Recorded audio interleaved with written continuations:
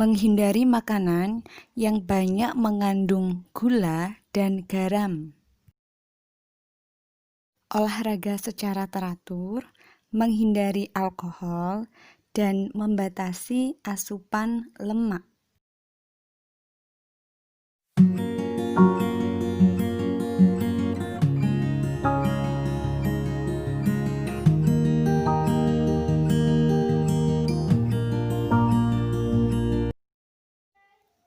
Kita perhatikan pantun berikut ini. Temanku cantik bernama Mega, anaknya baik dan pemalu. Jika kita rajin berolahraga, peredaran darah lancar selalu. Pantun terdiri dari satu bait. Dalam satu bait terdiri dari 4 baris atau 4 kalimat. Baris 1 dan 2 disebut dengan apa, anak-anak? Ya, disebut sampiran. Sedangkan baris ketiga dan keempat disebut dengan isi. Ingat anak-anak, dalam satu baris, pantun terdiri dari 8 sampai 12 suku kata. Ayo kita hitung baris pertama ada berapa suku kata? Temanku cantik bernama Mega. Ada 10 suku kata ya anak-anak.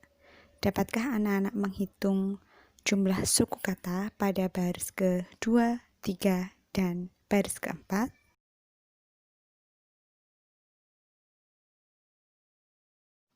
Selanjutnya, mengingat kembali materi gambar ilustrasi. Masih ingat ya Nana, gambar ilustrasi adalah gambar yang memperjelas ide dari cerita ataupun narasi.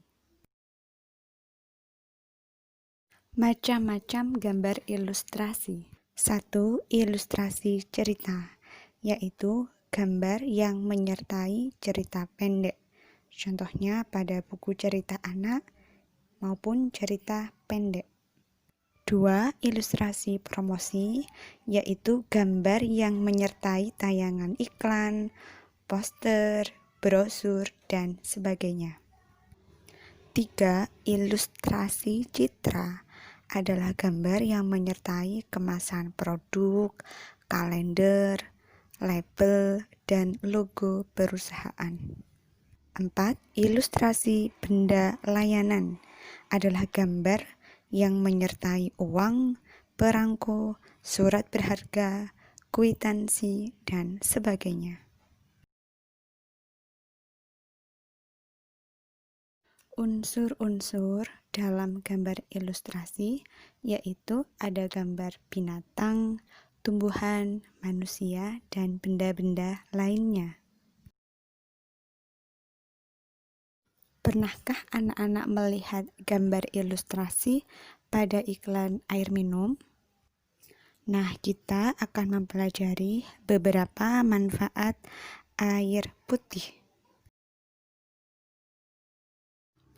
Dari gambar ini kita menjadi tahu beberapa manfaat minum air putih, yaitu dapat memelihara fungsi ginjal, menghindari dehidrasi, mengontrol kalori, memperlancar pencernaan, mengurangi resiko kanker kandung kemih. Selain itu, air putih dapat menjaga keseimbangan cairan dalam tubuh, meningkatkan fungsi otak, serta membersihkan usus.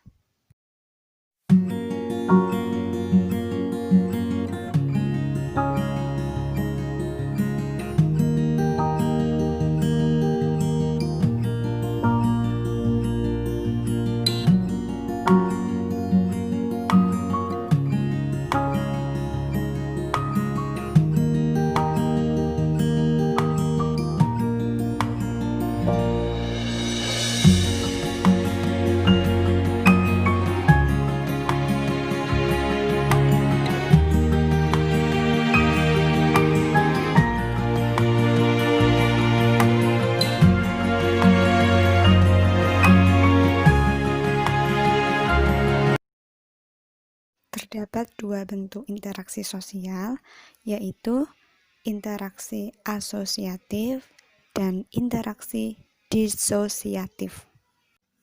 Interaksi asosiatif ini mengarah pada persatuan. Contoh dari interaksi asosiatif yaitu kerjasama.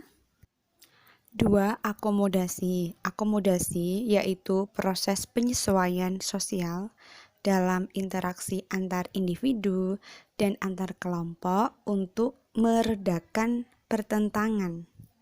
Bahasa yang sederhana adalah upaya untuk menyelesaikan suatu konflik atau permasalahan. 3. Asimilasi, yaitu proses peleburan kebudayaan sehingga setiap pihak dapat merasakan kebudayaan tunggal sebagai milik bersama. 4. Akulturasi. Akulturasi yaitu proses yang muncul dari suatu kebudayaan untuk menerima unsur budaya asing tanpa menyebabkan kepribadian budaya asli hilang. Bentuk interaksi berikutnya yaitu interaksi disosiatif, yaitu interaksi yang mengarah pada perpecahan. Interaksi disosiatif terdiri dari 3 macam, yaitu persaingan. Persaingan diartikan perjuangan dari berbagai pihak untuk mencapai tujuan yang sama. Yang kedua, kontravensi, yaitu wujud ketidaksenangan terhadap pihak lain, baik secara sembunyi maupun secara terang-terangan. Yang ketiga, konflik. Konflik atau pertentangan terjadi karena perbedaan paham dan kepentingan yang sangat mendasar.